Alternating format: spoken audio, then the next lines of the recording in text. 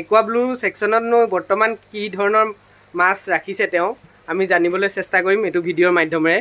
এয়া আমাৰ সন্মুখত যিখিনি মাছ দেখা পাই আছো এইখিনি নামটো কি দাদা জনাই যাব? এইখিনি কালাৰ উইডো বুলি পেলাই কয়। Colour tetra, colour widow. বৰ ধুনীয়া একেলগে জাক পাতি ফুৰিছে দেখিবলৈ পাইছে। 5টা কালাৰ আছে। হয়, যথেষ্টখিনি আছে ইয়াত। ন্যূনতম 200-250 মান মাছ দেখিবলৈ পোৱা, 300 মাছ আছে বুলি কৈছে। কাৰোবাক যদি এইখিনি মাছ লাগে দাদাক কণ্টেক্ট কৰিলে পোৱা যাব। মই ডেছক্ৰিপশ্যন বক্সত একুৱা ব্লুৰ নাম্বাৰ শ্বেয়াৰ কৰি দিম। যিসকলক লাগে দাদাৰ লগত ডাইৰেক্ট কণ্টেক্ট কৰি ইয়ালৈ আহিব পাৰিব। অন্য এটা ছেকশ্যন চাবলৈ আমি আৰম্ভ কৰিছোঁ। ইয়াতে আমাৰ সন্মুখত দেখিবলৈ পোৱা গৈছে কিছুমান এলবিনো এণ্ড টাইগাৰ অস্কাৰ। হয়, ইয়াৰ বহুত ডাঙৰ নহয়, 3 to 4 ইঞ্চ মানৰ হ'ব এইখিনি। হয়, প্ৰাইচখিনি দাদাই আপোনালোকক ডাইৰেক্ট নিজে ক'ব। অন্য এটা ছেকশ্যনত এয়া প্লেণ্টেড ছেকশ্যনত দেখিবলৈ পোৱা গৈছে কিছুমান মাছ। এইটো কি মাছ দাদা? এইটো ব্লু গুৰামি বুলি পেলাই কয়, ব্লু 3 স্পটেড গুৰামি বুলি কয়। আৰু এইটো মাছ য়েল্লো গুৰামি। য়েল্লো গুৰামি। আৰু এই গুৰামি মাছবিলাকক চাগে অক্সিজেনৰ বৰ প্ৰয়োজন নহয়। নাই, ই একদম ইজি মেইনটেনেন্সৰ ভিতৰত পৰা মাছ। আমাৰ যি খলিহনা মাছ এটা পোৱা যায় তাৰ লগত চিমিলাৰিটি আছে এই মাছ। একেটা স্পেচিছে হয় আচলতে। স্পিচিছ একেটাই ন, আমাৰ ভেৰাইটিটো বেলেগ বেলেগ। অন্য এটা ছেকশ্যনলৈ আগবাঢ়ি যাওঁ। এইটো চাওক, আপোনালোকৰ সন্মুখত নতুন এটা ছেকশ্যন দেখিবলৈ পোৱা গৈছে। ইয়াত বহুতো ডলাৰ ফিছ দেখা পোৱা গৈছে। ইয়াত আপোনাৰ চিলভাৰ ডলাৰ আছে, চিলভাৰ শাৰ্ক আছে আৰু ৰেড টেল কেটফিছ আছে। হয়, ৰেড টেল কেটফিছ এটা বহুত আনকমন ফিছ আপোনালোকক দেখাইছোঁ। বহুত সৰু হৈ আছে, এইটো বহুত ডাঙৰ গ্ৰ'থ হয়, মনষ্টাৰ ভেৰাইটিৰ ভিতৰত পৰে। আৰু এটা পিচ আছিলে ইয়াতে ন? হয় হয়। ডলাৰ ফিছবিলাকৰ গ্ৰ'থ কিমান বাৰু দাদা? ডলাৰ যথেষ্ট ডাঙৰ হয়, আপোনাৰ ডলাৰ 6-7 ইঞ্চলৈকে ডাঙৰ হয়। হয় হয়। বৰ্তমান আপোনাৰ ওচৰত থকা ডলাৰ 1.5 ইঞ্চি আৰু এই চিলভাৰ শাৰ্ক 4 ইঞ্চি। চিলভাৰ শাৰ্কটো আপুনি যিকোনোৰ লগত ৰাখিব পৰা হয়, একদম বিৰাট পিচফুল হয়। হয় হয়, দিগদাৰ নকৰে। হয়, যিকোনো মাছৰ কাৰণে। আৰু ইহঁতৰ গ্ৰ'থটো অলপ বেছি হয় মোৰ জনাত। চিলভাৰ শাৰ্কৰ ফাষ্ট হয় আৰু বিৰাট ফাষ্ট মুভি মাছ। আৰু ইয়াৰ এটা স্বভাৱ আছে জাপ মৰা, তো টেংকত কাভাৰ থকাটো খুবেই হয় হয়। এই দেখিছে দাদাই কিদৰে কাভাৰ কৰি ৰাখিছে টেংকটো।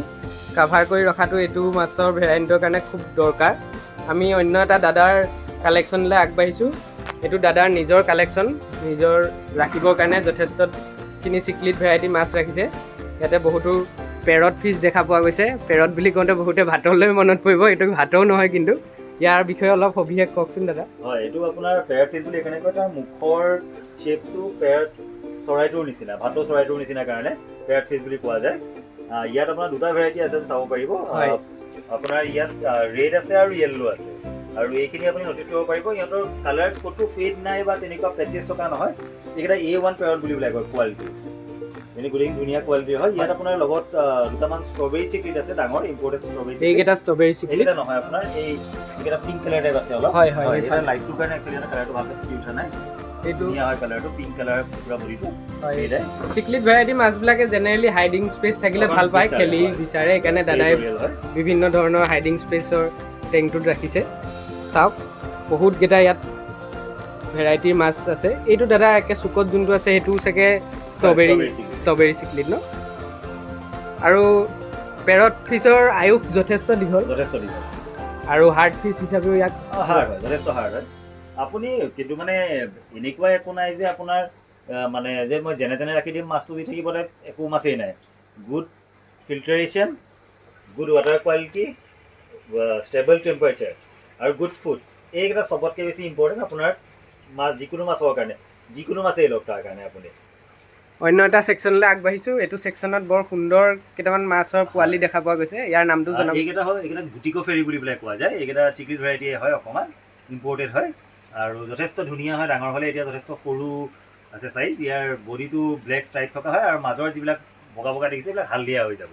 হয়, তেজপুৰত এইটো এটা নতুন ভেৰাইটি আহিছে দাদাৰ ওচৰত। কাৰোবাক লাগিলে দাদাক কণ্টেক্ট কৰিব পাৰিব। ইয়াৰ গ্ৰ'থ কিমান হয়? মোৰো এই বিষয়ে মাছটোৰ বিষয়ে বৰ এটা নলেজ নাই, কিন্তু মই হায়েষ্ট এইটো প্ৰায় 8 ইঞ্চি মানৰ চাইজ মই অলৰেডি দেখিছোঁ এজন কাষ্টমাৰৰ ঘৰত, গুৱাহাটীৰ পৰা আহিছে। এইটো মনষ্টাৰ ভেৰাইটিৰ ভিতৰতে আহে আৰু মনষ্টাৰ টেংকত আমি যিকোনো ডাঙৰ চাইজ পেৰটৰ লগত ৰাখিব পাৰে বা চিকলিড ভেৰাইটিৰ লগত ডাঙৰ চাইজৰ লগত ৰাখিব পাৰে। আহকচোন আগবাঢ়োঁ। এইটো এটা বৰ ধুনীয়া টেংক ছেটআপ দেখা পোৱা গৈছে। ইয়াত আছে বহুতখিনি এঞ্জেল ফিছৰ বিষয়ে দাদাই ক'ব কি কি এঞ্জেল ফিছ আছে ইয়াত। ইয়াত আপোনাৰ 3টা ভেৰাইটি এঞ্জেল আছে। প্লেটিনাম এঞ্জেল আছে, এইটো হোৱাইট কালাৰ হয়। প্লেটিনাম এঞ্জেল হয়। আপোনালোকৰ তাৰপিছত সন্মুখত আছে। তাৰ কাষতে যোনটো আছে আপোনাৰ এইটো যোনটো ব্লেক ষ্টাইচন আছে, সেইটো আছে আপোনাৰ স্ক্ৰেচ ডায়মণ্ড, ভেলটেল স্ক্ৰেচ ডায়মণ্ড বুলি পেলাই কোৱা যায়। হয়। আৰু 3 নম্বৰতে আপোনাৰ ইয়াত আছে, আপুনি নটিচ কৰিব যিটো ষ্ট্ৰাইক থকাটো আছে সেইটো আপোনাৰ ব্লু এঞ্জেল বুলি কোৱা যায়। হয়, এইটো পিছফালে যোনটো গ'ল ইয়াৰ আপুনি ভালকৈ নটিচ কৰিলে গম পাব ইয়াৰ ব্লু শেড এটা আছে। সেইটো চাগে ন আমাৰ সন্মুখত যোনটো ওলাই আছে ব্লু গ্ৰীনিছ এটা শেড এটা আহে। তাৰ আৰু এইটো নহয়, স্ক্ৰেচ ডায়মণ্ড, ভেলটেল স্ক্ৰেচ ডায়মণ্ড বুলি কোৱা যায়। হয় হয়, এইটো যথেষ্ট দীঘলীয়া হয়, তাৰ ফিনিচিং মানে যথেষ্ট পিচফুল মাছ হয়। হয়। আৰু আমি এইটো একেলগে ইয়াক কিহৰ লগত ৰাখিলে ভাল বুলি এতিয়া আপোনাৰ ধৰি লওক মানে এঞ্জেল ভেৰাইটিটো আপোনাৰ চিকলিট ভেৰাইটিতে পৰে। হয়। তো ইয়াক সুইটেবল হয় জেনেৰেলি প্লেন্টেড টেংকত থ'বৰ কাৰণে, যদিহে আপোনাৰ সৰু মাছ নাথাকে। কাৰণ নিয়ত টাইপে হওক বা তেনেকুৱা টাইপৰ সৰু ডেনিয় টাইপে মাছ হয়, সিহঁতক খাবলৈ চেষ্টা কৰে কাৰণ ইহঁতে কাৰ্নিভোৰাছ হয়। হয় হয়। তো গতিকে আপুনি এঞ্জেলৰ কেইবাটাও ভেৰাইটি একেলগে ৰাখিব পাৰে। দুটাও আমাৰ সন্মুখত দেখিবলৈ পোৱা গৈছে। ফ্লাৱাৰ দুটাৰ নাম ক'ব দাদা? এইকেইটা আপোনাৰ SRD বুলি কয়, ছুপাৰ ৰেড ড্ৰেগন ফ্লাৱাৰ হয়। দুইটা একেই ন? হয়, দুইটা ইম্পৰ্টেড হয়। আপুনি কালাৰ চাব পাৰে, বৰ সুন্দৰ কালাৰ।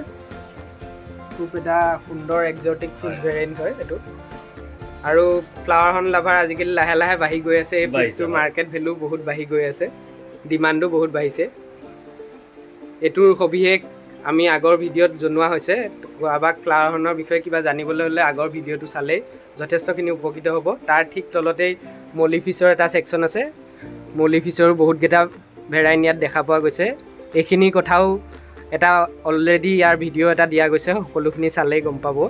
ঠিক তাৰ তলতে এটা নতুন ভেৰাইটি আছে, এইখিনিৰ বিষয়ে দাদা অলপ জনাব।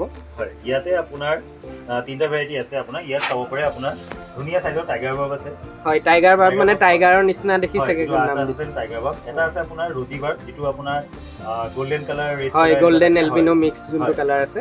তাৰপিছত আপোনাৰ পোলাৰ পেৰেট আছে। পোলাৰ পেৰেট মানে আপুনি নটিচ কৰিব পাৰিব, যিটো কোলা কোলা আঁচ থকাৰ নিচিনা। আজিকালি এইটো খুব কমন আৰু পপুলাৰ হৈছে মানুহৰ মাজত পোলাৰ পেৰেটটো, কাৰণ মাছটো দেখাতেও যথেষ্ট সুন্দৰ হয় আৰু ইয়াৰ ব্ৰিডিং বৰ সহজ। আপুনি মানে অকণমান যত্ন কৰিলে ই এটা হোৱাইট পোলাৰো দেখা পায়। হোৱাইট পোলাৰো পায়।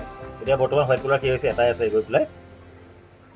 পোলাৰ ফিছটো আমি যোনটো ডাঙৰ পেৰট ফিছ দেখিছিলোঁ তাৰে চাগে আমাৰ ক্ৰছ ব্ৰিড হয়। হয়, আপোনাৰ ক্ৰছ ব্ৰিড একচুৱেলি নহয়। পোলাৰ পেৰটটো আপোনাৰ সেইটো এটা কমপ্লিটলি বেলেগ হয়। ইয়াৰ শ্বেপটো কি হয়, পেৰটৰ সৈতে ছেম শ্বেপ হয়। বডি শ্বেপটো পেৰটৰ সৈতে ছেম হয়, সেইকাৰণে পোলাৰ পেৰট বুলি কোৱা হয়। আমি জেনেৰেলি কিহৰ লগত ৰাখিব পাৰিম? পোলাৰ পেৰট আপুনি যিকোনো চিকলিট ভেৰাইটিৰ লগত ৰাখিব পাৰে। আপুনি ধৰি লওক মালাৱী চিকলিৰে ৰাখিলে, মিক্স পাউডাৰ চিকলিতে হওক, বা আপুনি পেৰট ফিছৰ লগত ইভেন ৰাখিব পাৰে। পেৰটে কোনো ধৰণৰ পোলাৰ পেৰটক দিগদাৰ নকৰে, একেলগে ধুনীয়াকৈ থাকি যায়। ধন্যবাদ। দেখাবলৈ পাইছে আপোনালোকৰ সন্মুখত ইয়াত বহুতো শিৱাংগী ফিছ আছে আৰু পিছফালে বহুতো চাকাৰ ফিছ আছে। ইয়াৰ বিষয়ে দাদাই অকণমান জনাব আমাক। হয়, এইটো আপোনাৰ গলফিছৰ এটা ভেৰাইটি হয়, সুৱানকিন গ'ল্ড বুলি পেলাই কোৱা যায় ইয়াতে। হয়, ইয়াৰ প্লাছ পইণ্টটো হ'ল কি ইয়াৰ ছিংগল ফিন হয়, গতিকে মাছটো মানে খুব বেছি শ্ল' নহয়। আপুনি ধৰিব পাৰিছে, যোৱাকালি আহি পাইছে, তথাপি সিহঁত যথেষ্ট এক্টিভ হৈ আছে। জেনেৰেলি আহি পোৱাৰ পিছত সিহঁতে ষ্ট্ৰেছৰ কাৰণে অকণমান মাছবিলাক ঢিলা হৈ থাকে আৰু অকণমান সিহঁতে বহি মেলি পেলাই থাকে। কিন্তু ইয়াত নটিচ কৰিছে এতিয়া সিহঁতে যথেষ্টখিনি এক্টিভ হৈছে। আৰু আমি জেনেৰেলি সদায় এক্লিমেশ্যনৰ পিছতেই মাছ বিক্ৰী কৰিবলৈ আৰম্ভ কৰোঁ। অহাৰ পিছত এদিন বা দুদিন পিছফালে যিখিনি চাকাৰ আছে একেলগে একদম জালৰ নিচিনাকৈ ৰৈ আছে, এটা সুন্দৰ দৃশ্য। তাৰ বিষয়ে অলপ ক'বচোন। চুইপাৰ ফিছ বুলিও কয় বহুতে। চুইপাৰ ফিছ মানে এইটো আচলতে কমন প্লেগ' বুলি কোৱা যায়। এইটো একুৰিয়াম হবিত খুবেই পপুলাৰ, কিন্তু ইয়াৰ কিছুমান মানে অপকাৰো আছে, ড্ৰবেক আছে। আজিকালি এইটোতো বহুত জেগাত কেৰেলাই হওক ক'ৰবাতে হওক বেন কৰা হৈছে এই মাছটো।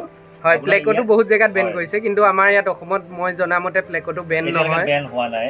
আপোনাৰ ইয়াতে কি হয়, এই প্লেকটোৱে আপোনাৰ ব্যৱহাৰ কৰা যায় অতিৰিক্ত খাদ্য বা আপোনাৰ শেলাই, এইবিলাক মানে ইহঁত খোৱাত খুব ভাল। সেইকাৰণে চুইপাৰ নাম দিছে, চুইপাৰ ফিছ বুলিও বহুতে কয়। কিন্তু ইয়াৰ এটা ড্ৰবেক আছে কি, অতি সোনকালে বাঢ়ে আৰু যেতিয়া ই মানে খাদ্য কমকৈ পোৱা যায় টেংকত, ই মাছৰ যিটো স্লাইম কোট বুলি কোৱা হয়, বিজলটো গাত, ই এইটো খাবলৈ আৰম্ভ কৰে। তো সেইটো সময়ত কি হয়, মানুহে মাছ মাৰিছে বুলি কৈ পেলাই আৰু এটা ভুল কৰে, এই মাছটো নি পেলাই হয় পুখুৰীত এৰি দিয়ে, নদীত এৰি দিয়ে। কিন্তু এইটো একদমেই কৰিব নালাগে, কাৰণ এইটো ইয়াৰ মাছ নহয় আৰু ই আপোনাৰ ওচৰত থকা পুখুৰীটোৰ বা নদীখনৰ যিখিনি থলুৱা মাছ আছে ন, সেই মাছখিনি খাদ্যখিনি খাই শেষ কৰি পেলাব আৰু একাদিক্ৰমে সিহঁতৰ পোৱালিবিলাক খাই পেলাই সেই মাছটোৰ ভেৰাইটিটো নোহোৱা কৰি পেলাব নদীটো পেলাই। আপুনি গম নোপোৱাকৈ মানে প্ৰকৃতিৰ প্ৰতি এটা ডাঙৰ ভাবুকি কঢ়িয়াই আনিব। গতিকে মই আপোনালোকক অনুৰোধ জনাইছোঁ, যদি কাৰোবাৰ ঘৰত এই মাছটো খুবেই ডাঙৰ হৈ গৈছে, আপুনি মাৰি পেলাওক। যিটো শুনিবলৈ অকণমান বেয়া হয়, কিন্তু আপুনি সেই এটা মাছ মাৰি পেলাই আপুনি 1 লাখ মাছ বচাব। অথবা আপোনাৰ ওচৰতে কোনোবা এখন যদি একুৰিয়ামৰ দোকান আছে, আপুনি বহুত ডাঙৰ মাছৰ লগতো কেতিয়াবা এই মাছটো ডাঙৰ চাইজৰ লাগে, তেওঁৰ ঘৰত তেওঁৰ দোকানত আপুনি দি দিব পাৰে। আপুনি সেই মাছটো সেই মানুহজনে যাক প্ৰয়োজন তেওঁক চেল কৰি দিব। কিন্তু আপুনি অনুৰোধ জনাইছোঁ, আপুনি নদী বা পুখুৰীত কেতিয়াও ভুলতো এই মাছটো নেৰিব। ধন্যবাদ, এটা গুৰুত্বপূৰ্ণ কথা কৈছে। মোৰো অনুৰোধ থাকিলে তো এনেকুৱা ধৰণৰ কাম কৰাৰ আগতে এবাৰ এই ভিডিঅ'টো চাই ল'ব সকলোৱে, যদি প্লেকো ফিছৰ ওপৰত নলেজ নাই। ঠিক তাৰ তলতে এটা চিকলিটৰ টেংক আছে, ইয়াত মিক্স চিকলিট, কেইবাটাও চিকলিট আছে। চিকলিটকেইটাৰ বিষয়ে জনাবচোন, কোনটো কি নাম? ইয়াতে আপোনাৰ 3টা চিকলিট ভেৰাইটি আছে। যোনটো য়েল্লো কালাৰ আমাৰ বানানা চিকলিট বুলি কয়। বানানা নামটো য়েল্লো লেব বুলিও কয় ইয়াত। হয়, বানানা বুলি কয়, মানে তাৰ কালাৰটোৰ কাৰণে আচলতে বানানা চিকলিট বুলি কোৱা যায়। কিন্তু দেখিব খুব ধুনীয়া, মাছটোৰ গাটো পুৰা ক'লা ৰঙৰ হৈ যায় আৰু তাৰ ওপৰৰ তলৰ ফিন আৰু পিছৰ ফিনটো পুৰা ৰঙা ৰঙৰ হৈ যায়। ভয় খাই আছে কালাৰটো অলপ তাৰ পাতল হৈ আছে। হয়, আমি আগবাঢ়িছোঁ। গ'ল্ড ফিছৰ 3টা ছেকশ্যন আছে। ইয়াতো আপুনি দেখিবলৈ পাব পানীটো অকণমান সেউজীয়া হৈ আছে, মেডিচিন দিয়া আছে কাৰণে। কালি আহি পাইছে এইখিনি। ইয়াতে কি কি গ'ল্ড ফিছ ইয়াত আছে? আপোনাৰ ৰেড কেপ আছে, ইম্পৰ্টেড ৰেড কেপ আৰু ইম্পৰ্টেড আপোনাৰ অৰাণ্ডা আছে। অৰাণ্ডা কোনটো আৰু ৰেড কেপ আপোনাৰ ইয়াত গোল্ডেন কালাৰ দেখিবলৈ পাব। আচলতে মেলাচিট গ্ৰীণ দিয়া আছে, সেইকাৰণে কালাৰটো এনেকুৱা আহি আছে। ঠিক তাৰ তলতে এটা আছে ব্লেক মোৰ চাগে। হয়, এইটো ব্লেক মোৰ হয়।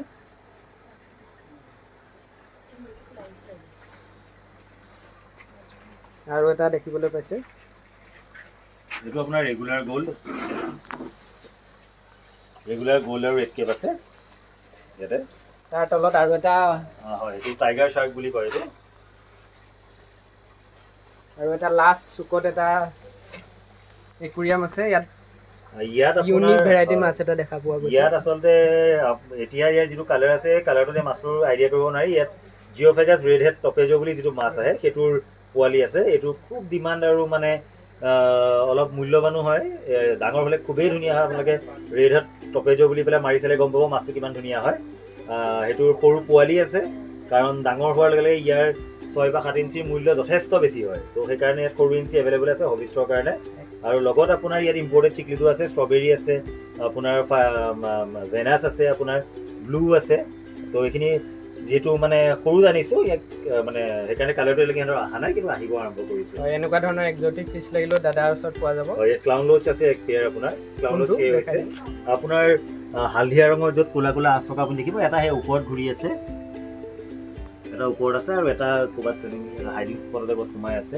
হয়, ধন্যবাদ। দাদাৰ তাত আৰু এটা ছেকশ্যন আছে টাৰ্টেলটোৰ বিষয়ে অলপ কৈ দিব, বহুতে নাজানে। হয়, ইয়াত আপোনাৰ ৰেডিয়াৰ স্লাইডাৰ বুলি কয়। এইবিলাক ইম্পৰ্টেড টাৰ্টেল হয়, কাৰণ যিহেতু সকলোৱে জানে ইণ্ডিয়াত যিমানবিলাক টাৰ্টেল পোৱা যায়, তো সেইবিলাক চব বিক্ৰীৰ বাবে হেৰি নহয়, বেন আছে এইবিলাক ফৰেষ্ট ছেক্টৰৰ মতে। তো এইবিলাক যিবিলাক টাৰ্টেল হয়, এইবিলাক ইম্পৰ্টেড টাৰ্টেল হয়, বাহিৰৰ পৰা অনা যায়। এইবিলাক ইয়াত আপুনি বিক্ৰী বা আপুনি ঘৰত পুহিব পাৰে। ইয়াত কোনো ধৰণৰ আপোনাৰ বাধ্যবাধকতা নাই।